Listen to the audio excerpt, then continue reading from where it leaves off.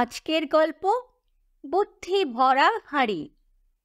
একটা সময় বাদশাহ আকবর ও তার প্রিয় মন্ত্রী বীরবলের মধ্যে কোনো বিষয় নিয়ে তর্ক চলছিল।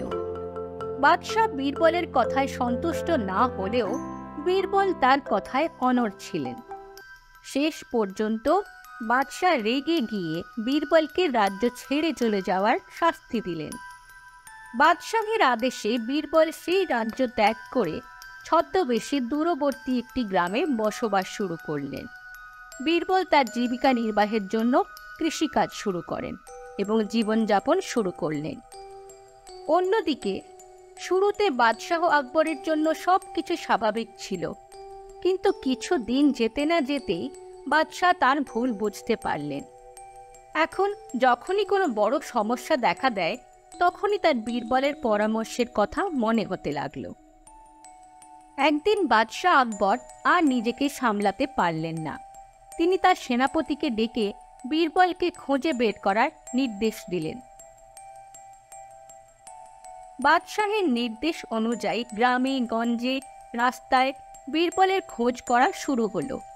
প্রত্যেক কোণে খোঁজাখুঁজি করেও বীরবলকে খুঁজে পাওয়া গেল না।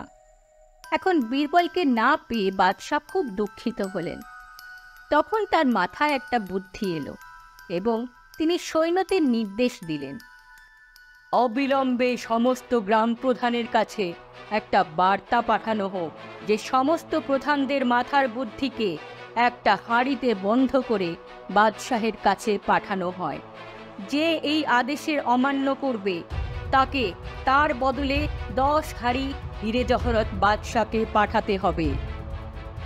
বাদশাহের এই অদ্ভুত আদেশ শুনে রাজ্যের সমস্ত লোক চিন্তিত হয়ে পড়ল, কারণ কারোর কাছে এই অদ্ভুত ধাঁধার উত্তর ছিল না। বীরবল যে গ্রামে বাস করত সেই গ্রামের লোকেরাও বিরক্ত হয়ে উঠল। মাঠ থেকে বাড়ি ফেরার সময় লোকেদের এই অবস্থা দেখে বীরবলের তাদের জন্য করুণা হলো। আপনারা চিন্তা করবেন না, আমার কাছে এই সমাধান আছে। প্রথমে কেউ বিশ্বাস করেনি, কিন্তু বীরবলকে বিশ্বাস করা ছাড়া তাদের আর কোনো উপায় ছিল না। তাই এই কাজের লাগাম বীরবলের হাতে তুলে দেওয়া হলো। সেই সময় ফসলের পাশাপাশি বীরবল তার ক্ষেতে কিছু তরমুজের লতাও লাগিয়েছিল এবং সেই লতাগুলিতে ছোট্ট ছোট্ট তরমুজের ফলও হয়েছিল।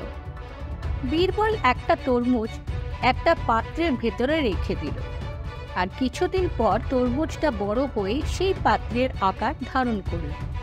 এখন সেই পাত্রটি না ভেঙে তরমুজ বের করা অসম্ভব ছিল। তারপর বীরবল সেই পাত্রের লতা থেকে তরমুজটিকে আলাদা করে তরমুজের সাথে সেই পাত্রটিকে রাজার দরবারে পাঠিয়ে দিলেন। এর সাথে তিনি এই বার্তাও পাঠালেন, এই পাত্রটি জ্ঞানে ভরা এবং বাদশাহ যেন পাত্রটিকে না ভেঙে বুদ্ধির ব্যবহার করেন।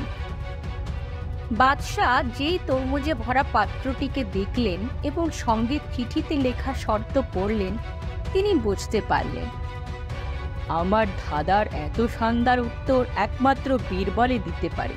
একমাত্র বীরবলই পারে তার বুদ্ধিমত্তা দিয়ে এত জটিল সমস্যার সমাধান করতে।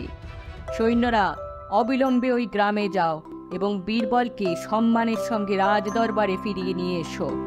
তারপর রাজার নির্দেশে সৈন্যরা বীরবলকে নিতে গেল। বন্ধুরা, এই জন্য বলা হয় যে আমরা আমাদের বুদ্ধিমত্তাকে সঠিকভাবে ব্যবহার করে বড় বড় সমস্যার সমাধান করতে পারি। আজকের এই গল্পটা ভালো লেগে থাকলে লাইক বাটনটা প্রেস করুন আর সাবস্ক্রাইব করতে একদম ভুলবেন না যেন। তাহলেই আরো অনেক অনেক মজার গল্প নিয়ে আমরা আবার হাজির হব আপনাদের কাছে। ধন্যবাদ।